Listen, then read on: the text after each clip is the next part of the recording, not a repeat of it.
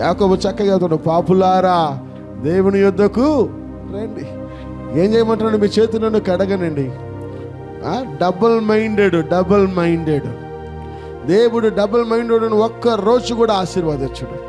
నీకు వీలైతే ఇటు, నీకు వీలు కాకపోతే అటు. గోడ మీద పెళ్లిలాగా సాయంత్రం ప్రార్థన పోతే పోదాము, పోకుండా ఉన్నాము. మంచి సీరియల్ కానీ బాగా ఉన్నదంటే ఉండిపోతాము. ఏదన్నా ఇంట్లో సకరంగా ఏదైనా ఉంటే వెళ్ళిపోతాము. లేదంటే ఏదన్నా చుట్టాలు వస్తే జరిగి ప్రార్థన ఈ రోజు కాకపోతే రేజు చేసుకుందాంలే, రేపు కాకపోతే అది రోజు జరిగేదే, పోతాములే. ఇలాంటి డబుల్ మైండ్ అంతటిని కూడా ప్రభు చూస్తుంటున్నా. వాళ్ళందరూ కూడా త్రిప్పమని ప్రభు అంటూ ఉన్నా.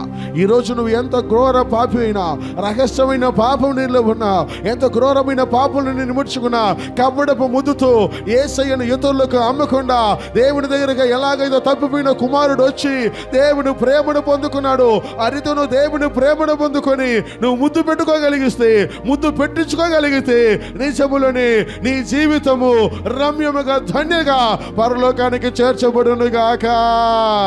హల్లెలూయా.